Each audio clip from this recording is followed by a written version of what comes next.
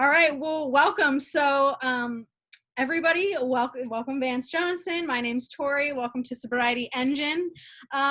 So I'm so excited to have you on here because I know you just did a podcast on Sober Nation with Jonathan.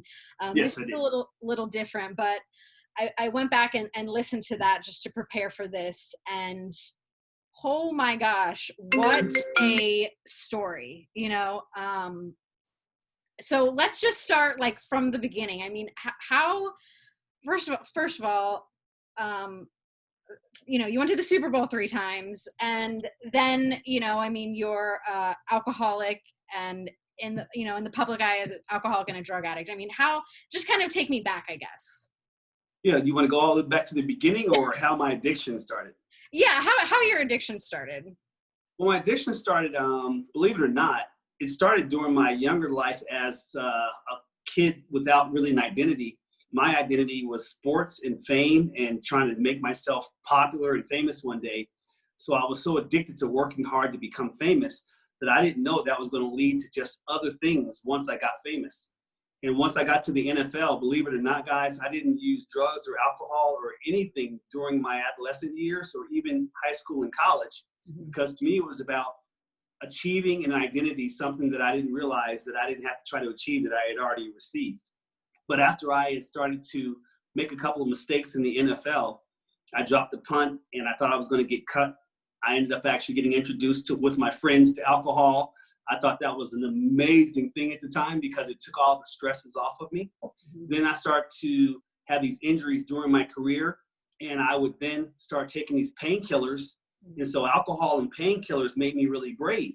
So now I'm thinking, wow, when I can make myself feel good, I'm actually playing a lot better. And so that made it even better when I made touchdowns. When the fans went crazy, I was just watching some videos of myself just recently about how excited I was whenever I made touchdowns. Then I got introduced to marijuana. I met a young lady and I started smoking marijuana out of a pop can. And I'm like, my goodness. And I was getting away with all of this stuff. That was the crazy thing about it, not realizing what it was leading to.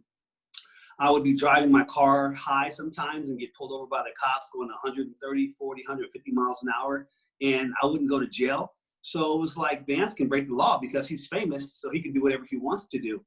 I didn't realize that this was leading to a big fall in the future.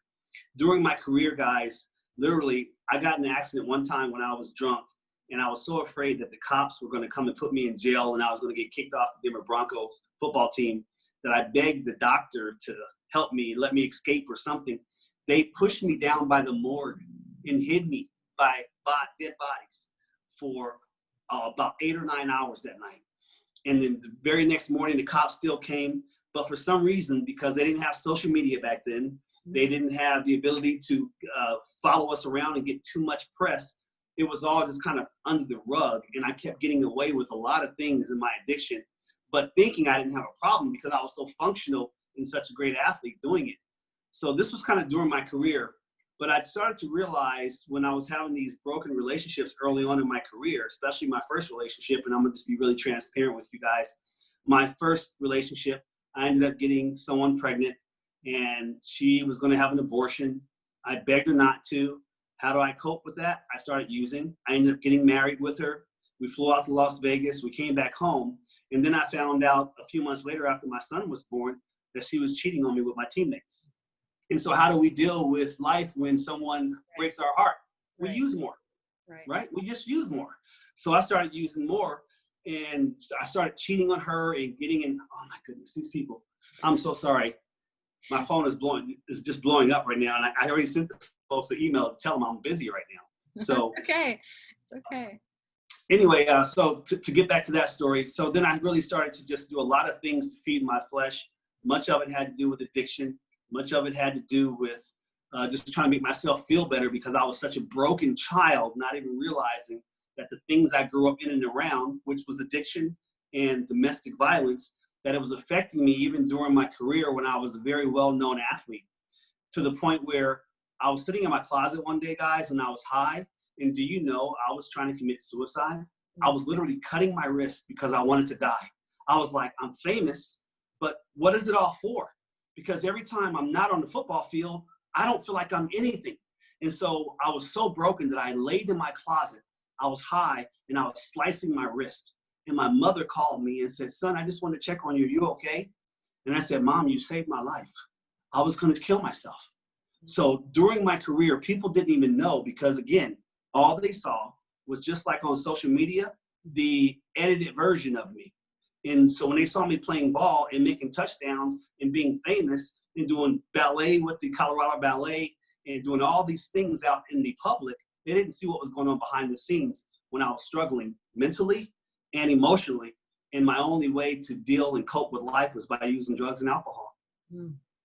And I can't imagine, you know, and being, we are so good at living a double life, you know, I mean, Yes. we are so good at it. And I can't imagine. And, you know, I know that, I mean, your story is filled with, you know, grief and trauma, and there's so much here, that how was it for you?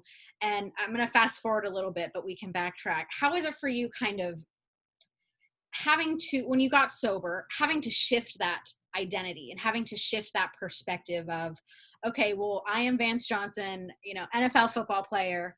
Now here I am a, you know, and now I'm, you know, at the bottom and have to build my way back up. You know, what was that like for you? Wow. You know, that's going to get really deep. Mm-hmm. Let me real quick share what led me there.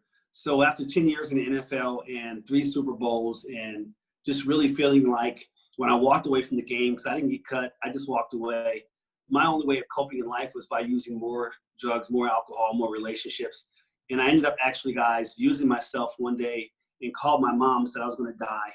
And so she picked me up and we went to the hospital. I fell into a coma and they put respirators on me just like these people with the COVID-19 thing.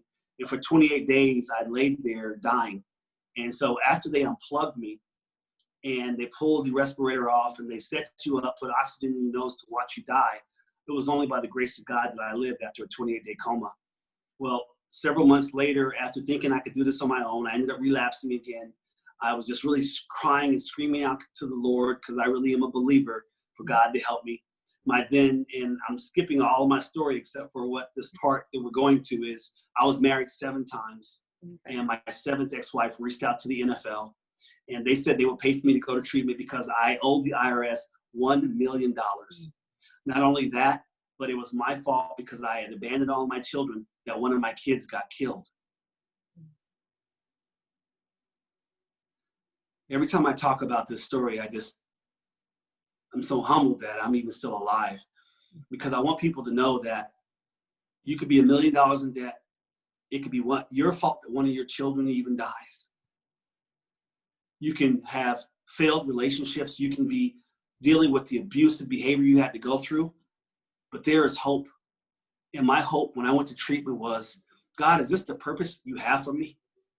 So when I went out to treatment for 28 days in Florida, all I wanted to do was just literally pray, ask God to show me what the purpose of my life was, learn about addiction, understand that many of us suffer with emotional and mental health problems, and that was this the whole reason why I played in the NFL? Is so that I could have a mighty fall, so that I could be used for a purpose that's greater than myself. And so once I left treatment, guys, I never wanted to leave the front door of that recovery center.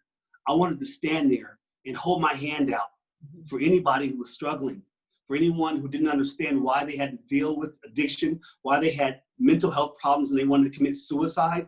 I wanted to be the one that showed them that there's a way out of this hell that you live in. And I'm a man in faith. And so as I learned what addiction is all about, when I learned about mental health problems and underlying issues that many of us have to deal with growing up as children, how those things causes us to think that we have to use drugs and alcohol to cope with life. And that's not true. Everything that we go through in our life is a part of our testimony. And your transparency for all of you watching is going to be the way you transform your life and help others transform theirs. Oh my God, I can't right now. Okay, you are truly a miracle. So, I want to ask you too about your faith because it is, I know and I see your passion when you're talking about it, and I know, it's so important, and especially in recovery.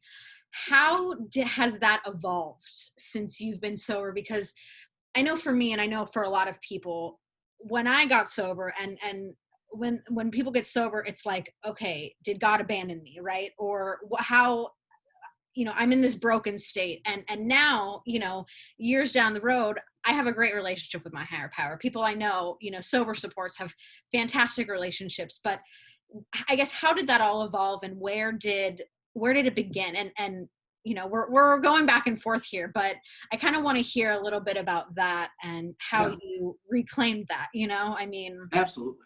Absolutely. And I completely understand. And I'm going to preface this for people who are struggling with their faith right now. And because I don't want to turn people off, but I want to show them the truth. There are many roads to recovery. There are many roads to sobriety where you can hold on to your sobriety forever. But being a person of faith, growing up thinking that I was a true believer, I knew that I was, but I wasn't living that lifestyle. I was all about me. And so it wasn't until I was at my very rock bottom that I started to look at what Jesus Christ had done on that cross for me differently. I thought literally that he died on the cross so that I can live in my sin of addiction. mhm. But then I started looking at it from the cross down, where I saw he died so I didn't have to be in bondage to that stuff. And I started to read the Bible, and I started to believe the Bible, and I started having faith. And trust me, it was like drinking milk in the beginning, because I didn't know why God would want to even have anything to do with me. I mean, Right. who I mean, yeah. has a fault where their child ends up getting killed by somebody else in a car accident on a motorcycle when the father could have took care of him? What purpose did that dad has to live? To me, I knew God wanted me to go out to save other families, save other sons, save other people's children by sharing my testimony and letting dads know how important it is for them to be in their children's lives. And as I continue to read my Bible and see that Jesus said that his strength is made perfect in my brokenness, then you know what? I'm a living testimony, especially right now during this COVID thing, because if it wasn't for my faith right now, relapse would be right around the corner, because I've been spending a lot of time alone. But I'm a man of faith. And so that's why I want to plant seeds of sobriety into people, to let them know that if you struggle with your faith, many do. Do you know that Jesus Christ even said in the Bible, I would rather you be cold or hot and not in between. So that means that people that are struggling with their faith, he's okay with that. And he doesn't judge them for it, because he knows that one day they're going to catch on fire. And that's why I really want to encourage people that in your walk, especially in your early recovery, to know that you have to lean on your faith, because this is a spiritual battle that we're in. And this life that we live in our flesh is temporary. It's just a dressing room for eternity. And if the enemy, because to me there is an enemy who wants to kill, steal, and destroy, can keep you in bondage to addiction, he's going to break up your families. He's going to make you just go crazy in your mind. He's going to make you feel like you have no reason to be on this earth. And I'm telling you right now, all those evil things are actually going to be meant for good, because that's what you can share with people when they say, yes, I think about killing myself all the time. And you can tell them this: it's not your voice, it's your feelings. And that voice is just the enemy telling you that you have no reason to live, disguising itself as your voice, making you feel like you want to die. Here's one of my accidental times right now trying to kill myself. Oh my That right there. God. That's how bad I wanted to die. I laid in the hospital. This was a second coma that I had to go in. I wanted to do anything to leave this earth. But it wasn't until I started to realize that the whole purpose that I had to live the life that I led to get to where I am now in my recovery is so that, again, that I could reach out and grab those hands, answer those questions, and lead people who are struggling to hope in their walk, in their recovery, and especially in their faith. I mean, that you're truly a miracle. And so what is your recovery like today, and what is your life like today? And I mean, holy crap, I mean, it's been a journey for you. It has. And life for me today is, only about a year ago, I got $1 million out of debt, because I was in debt 6.5 years ago. And just about a year ago, I got $1 million out of debt. No, I didn't have to pay the $1 million. I actually found an attorney who helped me out, who was an attorney and a tax accountant up in New Jersey, who helped me get out of that $1 million of debt. So literally, when I became zero balance, That's when I became rich. What a feeling. What a feeling that must have been. It was so powerful. I literally, if you ever owed $1 million and you come to zero, you're going to know that you are rich. So when I got to zero, I was just so thankful. I'm going to be real transparent with you guys. I ended up getting married again for the 8th time and married for 5 years. And I'm going to be honest, my wife and I separated about 1.5 years ago because I didn't understand that what she had to deal with as a child that took her to a level where there was a lot of fighting and a lot of arguing. There were some domestic issues. I can go even deeper, but we had to separate because she had children that I adopted and I wanted to be in their life. But because of the mental health problems that she was having, all they saw was different arguments. And by the grace of God, I was able to stay clean and sober during that time. So I pray for my marriage almost every day because I would love to reunite with her just so I could be that man that she's never had, because she's had 4 kids by different men. She's had several relationships, so she still struggles emotionally as well. And we're not divorced yet. And hopefully by the grace of God, a miracle will happen. You just have to have faith. But in that, I know that that's all a part of my recovery, so that I can have these tests and all these trials that happen in my life. It's been tough. Do you know I've lost 2 family members to COVID-19? Oh my God. I've lost another 3 family members to different types of death over the last 2 or 3 weeks. It's been really hard for me. And so emotionally and being isolated and socially distancing, the only thing I can lean on was the thing I was leaning on anyway, and that's my faith. Times are really hard right now. I'm having a tough time with what I'm seeing with all of this black and white, this racism stuff that's happening around the country because of what happened to the George guy the other day that got killed. It's driving me crazy to see how broken we are, that it's a heart problem. It's not a black and white thing. It's a heart problem. And so, even that itself can cause me to start wanting to watch more news, watch more MSNBC, watch more CNN, watch more Fox, so I can get pissed off for some reason. No, I take it all to the scriptures, and I see that this is all a way for me to learn how to deal and cope in my recovery so I can keep helping other people that are also suffering. So all day long, what I do is I just talk to people on the telephone, whether they're in California to New York City to Texas, all the way up to Ohio, and just try to get them into one of our treatment programs or the one that fits for them. And you have Vance Johnson Recovery Center, right? And that's yes, we have the Vance Johnson Recovery Center out in Las Vegas. I'm the prodigal son. I actually came back to the very place where I lost not only hundreds and hundreds and hundreds of thousands of dollars. I was married 4 different times. I was a freaking whore, so I went to strip clubs all the time. I mean, guys, I'm so transparent. I'm just gonna be honest with you. Please, I literally one time, I owed one of the casinos so much money that they held me hostage until the Denver Broncos paid them off. So I'm the prodigal son. I came back home to fix what I broke. How fitting. Oh my gosh, that's pretty cool. So, and I know, in the podcast you talked about how you how you became the recovery ambassador for this. Yes, what I am is I'm the recovery ambassador for a company called Oglethorpe Inc. They have hospitals around the country that offer help for people that are suffering with mental illness, dual diagnosis, which includes addictions. And so with the 12 or 14 different facilities we have around the country, we have a place for someone that needs help. And then the Vance Johnson Recovery Center, if you guys want to go to www.vancejohnsonrecoverycenter.com, that's where you can get a hold of me. Or you can go to my Vance Inspires Facebook page and talk to me personally, and I'll help get you into treatment. I'll come get you if I have to. I love it. So, and your Instagram is @Vance Inspires. My Facebook page, actually. The Instagram was kind of a youth thing. You guys are young. You guys know how to do that Instagram thing. I'm a Facebook. Oh, you're a Facebook guy. All right. So, what's a piece of advice, I guess, that you would give to someone that might be struggling, or continues to relapse? Relapse is a part of recovery. Mm-hmm. And many people, I relapsed, before I first went into treatment because I thought I could do it on my own. And I tell people, don't think just because you relapse that you're no good, that you're worthless, that no one cares. You seriously need to take that and be able to use it. They keep calling me. I'm sorry. They did it again. Someone really wants to get a hold of you. I'm sorry. That's okay. I emailed them and said, please to reach out to them and let them know that, to let them know that I'm on the Zoom call. So relapsing, like I said, is a part of recovery.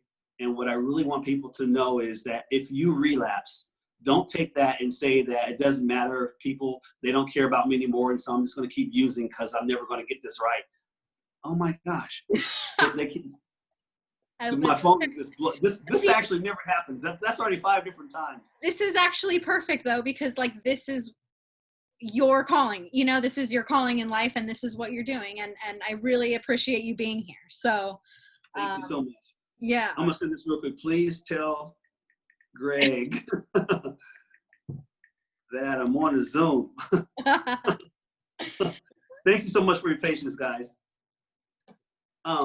Again, people, I have a friend actually that I met in Northeast New Jersey that ended up relapsing 16 times. And do you know he has his own treatment program now just outside of Pennsylvania? So that is just a part of your recovery, is by being transparent about your relapse.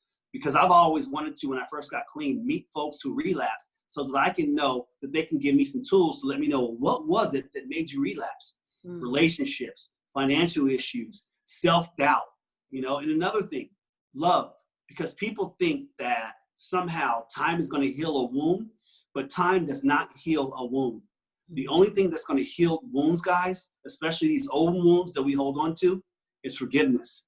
So I want you to start learning how to forgive people that have harmed you, or even people that you've harmed in the past, so that you don't allow that to have a strength to take your sobriety away from you. Early recovery is the most important thing. And what I would try to encourage all of you to do right now is be in a community, stay in contact with people, and reach out to people whenever you're feeling tempted to want to use again. There's nothing about feeling like you're not worth anything if you end up relapsing. That's actually going to strengthen who you are in your recovery, so you can help people that really need to hear the truth. That's so good. And and before we go, I want to be respectful of your time. If there is anybody that has any questions, you can add. We'll take a couple questions if that's okay with you, Vance. Please, absolutely. And you can type them in the chat, or there's a Q&A box. So if anybody has any questions, type those now. And then I wanted to ask you, so I like asking, what's the best piece of advice you've ever received? The best piece of advice. I hate to put you on the spot like that, but oh, no, that's okay. That's okay. The best advice that I ever received, I think, came from someone saying, Vance, what's the thing that you always did so that you wanted people to see who you were? I said, I always lied. And so people only saw the edited version of Vance Johnson.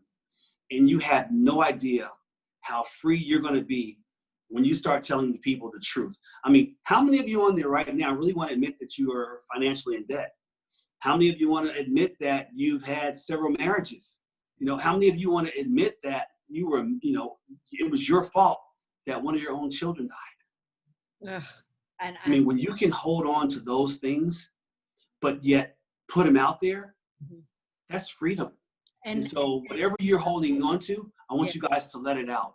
That's the advice that I want to give you. You have to be transparent. You can't keep that stuff down inside, because if it stays inside you, it's going to poison you.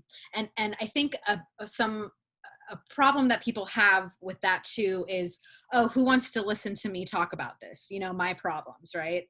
Or who wants to hear me put their burdens? But people want to help, you know, and right. And that's the most. Someone just said, I love telling the truth. That was awesome. Real quick, I want to show you guys me in the coma. Oh. Yeah. That was the picture that was taken. That was during the last 4 days that they thought I was going to stop breathing. My sister flew out from the East Coast to take a deathbed picture of me. So that was me. You're very, truly lucky to be alive. Miracle. A miracle by the grace of God. So Shannon has a question. She asked, what does your personal program consist of? Well, we have a number of modalities at my personal program, because we really believe that it's a mind, body, soul, spirit. And so we have different ways to help people that are dealing with different underlying issues, whether it's, you know, mental health problems, whether it's relational, whatever issues you have. We have a number of modalities. In fact, if you want to go to the VanceJohnsonRecoveryCenter.com, it'll kind of break down a little bit more about how we do our modalities here as far as helping you with your recovery. There are different types of programs out there. I actually have different friends who have hospitals that just deal with people that are dealing with different mental illnesses.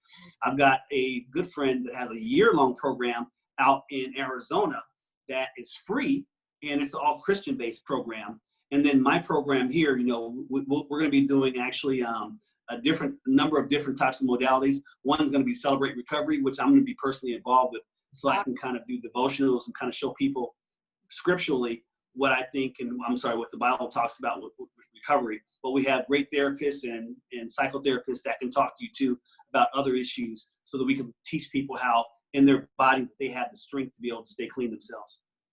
And another, what do you do on a daily basis for your recovery? Is another question. Well, the first thing I do is, because I didn't used to do this, I give thanks for having breath in my lungs when I first wake up in the morning. Because I'll tell you one thing, if the first thing you do is grab your cell phone so you can take a look and see how many likes you got on Facebook, or the arguments that are happening, the chaos and craziness that's happening around the world, you've already lost the battle. The first thing I do is I wake up and I give thanks. Then I start reaching out to people who are in recovery themselves that are a friend of mine. I look at and see the different people that might have reached out to me on my Facebook page to see if I can get them some help in treatment. And that's a part of my recovery. I stay in my faith and my walk. I'm literally a man of God that just seeks the Lord. Whenever I'm hurting, which I'm going to tell you guys the truth, is daily. I'm on my knees and I'm just crying out to God to help me. And what I also do is, guys, I abstain. So all those temptations are always there. And so being so transparent, just the other day I went to CVS, and what I did was I had these thoughts I was going to get some snacks, and all of a sudden there was this liquor room area where they were selling alcohol, and I had all these thoughts, just one shot, just to calm yourself down. Do you know I literally took a picture there and posted it to show people the temptation I had to go back. Marijuana, that's another thing that I thought I can just smoke once in a while and that would just take the nerves off. But those temptations, I look forward to coming as thoughts because I say no to them. Mm.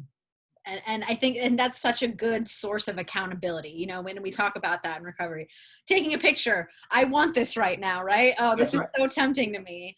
Interesting. You made a comment about accountability. Mm-hmm. So when you start feeding and helping people that are in early recovery, and you've had a year or so in recovery yourself, then what you're doing is you're being accountable to them. Mm. And so if you end up relapsing, what is it going to look like to the people that you were holding like little kids to follow you in the way that you're going, right? Right. And personally, that has happened to me. So it's very a humbling experience. Very, very. Absolutely. And I had another young man that I loved a lot. This was several years ago, who had gotten clean, and he went home to New Jersey. You know, we took a lot of time talking on the telephone and everything, and I heard he was doing really well. And this is where I start to understand that mental health is a really big part of recovery. Do you know that this young man, after he was clean for about 6 or 7 months, him and his girlfriend broke up. He jumped in front of a train in New York City and killed himself. That literally blew my mind, and it broke my heart so much that I started to say, I think everybody must really deal emotionally with things. And just being clean off of a drug or alcohol doesn't mean that you're okay. Right. Many of us suffer emotionally and mentally with things. And I think for a lot of people I know, when they get sober, it's like, okay, well, just because the drugs and alcohol stop doesn't mean the other problems stop, you know? Right, you're not fixed. Right, you're not fixed. Right, you are still in debt. Yeah. Just because you got that stuff out of your system. I mean, I thought literally when I first got out of treatment, you know, maybe I should just go live life happily ever after now. And I was like, no, Vance, that's not your purpose. Your purpose is to stand at that door and show people the way in, and don't ever leave there. Recovery is like this. It's not like this. Mm-hmm. It's like this for a lifetime. Absolutely. And sometimes you go like this. I think it's more like that for me. So. And someone is asking, what is the facility in Arizona called? I think it was the Christian. The facility in Arizona is called the Phoenix Rescue Mission. Okay, perfect. Yeah, Phoenix Rescue Mission. And when you reach out to them, ask for Jesse, and also just say Vance Johnson told me to reach out to you. Awesome. Thank you. And Donna says, let's see, you think it's a magic cure, and it's not. I love my life now after so much trauma and abuse. will. Amen. Amen. All Amen. right. All right. Well, Vance, thank you so much. I am so honored to have had you on here. You truly are a miracle. And if anybody wants to get in touch with Vance, Facebook, Vance Inspires, or the Vance Johnson Recovery Center.com. Woo, that was .com. Yeah, reach out to me. I'm here to help you and communicate with you. And young lady, I'm so excited and proud of what you're doing. I'm going to be following you. God bless you. Thank you so much, Vance. And thanks everyone for watching. We'll see you tonight at our online meeting at 9 p.m. Eastern Time. Bye. Bye-bye.